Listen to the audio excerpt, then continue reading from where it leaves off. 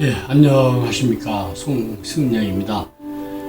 오랜만에 방송을 합니다. 오늘 방송 내용은 영화 연평해전을 관람하고 난 뒤 지역 신문에 기고했던 칼럼으로 제목은 그날 난 어디서 무엇을 했었지? 라고 정했습니다. 다음은 칼럼 내용입니다. 그날 난 어디서 무엇을 했었지? 라는 질문은 관람객 600만 명을 넘어선 영화 연평해전을 보고 나오면서 필자가 자문했던 말입니다. 뚜렷하지 않지만 아마 후배들과 빨간 티를 입고 월드컵 응원했던 걸로 기억이 되고 있습니다.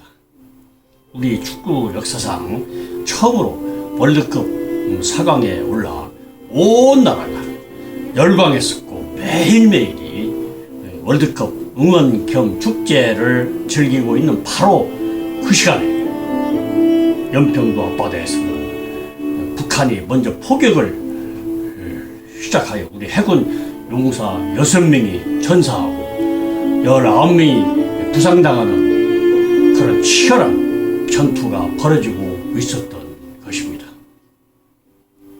필자가 좀 극성스러운 성격인지 모르지만은 이왕 영화 보는 김에 먼저 좀 보려고 영화 개봉 첫날 첫 시간 프로를 관람을 했었는데 소극장이라 좌석이 거의 차 있었고 나이 먹은 사람은 필자 내위를 비롯한 모 보훈단체 회장인 선배 내위뿐이었습니다.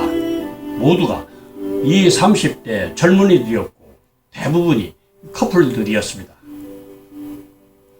영화를 보면서 필자도 물론 눈물을 흘렸지만 가끔 주위에서 흐느끼는 소리가 들렸고 영화가 끝났는데도 불구하고 모두 자리를 뜨지 않고 있는 모습을 보면서 긴 여운을 남기는 그런 진한 감동을 받았었습니다.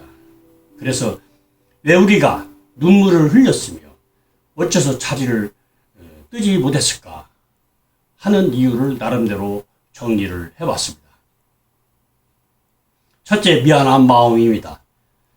필자는 복이 많아서인지 모르지만은 부모님과 처부모님 임종을 모두 지켜보는 축복이 있었습니다. 그래서 지금도 마음의 부담이 좀 덜 하지만 임종을 지켜보지 못한 다른 가족들은 항상 죄송해하는 마음을 가지고 있듯이 아마 필자나 관람객들의 마음도 그런 마음이었지 않나 싶습니다. 다시 말하면 필자같이 연평해전에 무관심했었거나 당시 나이가 어려서 잘 몰랐었던 젊은이들이 영화를 통해서 좌우 진영의 논리가 아닌 가슴 아픈 역사적 실제 사실이었고 또 우리 가족들의 이야기임을 알게 된 후에 느끼는 효안이라는 것입니다. 두 번째, 애국심입니다. 우리는 대한민국에서 태어나 살고 있으면서도 우리가 공기의 고마움을 잊고 살듯이 조국에 대한 감사한 마음을 잊고 살고 있지만 내 집 없는 서러움을 알듯이 이번 영화를 통해서 내가 살고 있는 이 땅이 나에게 얼마나 소중한 것이며 내 나라를 지키는 애국심이란 어떻게 행동해야 하는 것인가를 일깨워 줬다는 것입니다. 세 번째, 영화에 나오는 명대사입니다. 함장 윤영아 소령의 너희가 허비하는 그 1초가 전우를 죽음에 이르게 한다는 사실을 잊지 말기 바란다. 또 조타수 한상국 상사의 약이 사람을 살리는 게 아니다. 사람이 사람을 살린다. 난 배를 살릴 테니 넌 사람을 살려. 전부 다 내가 데려다 줄 거야. 또 필자처럼 위생병이었던 박동엽 병장의 죽긴 왜 죽습니까? 죽지 않습니다. 란 명대사가 우리 가슴을 울렸기 때문입니다. 끝으로 지도자에 대한 배신감과 실망 그리고 분노라고 봅니다.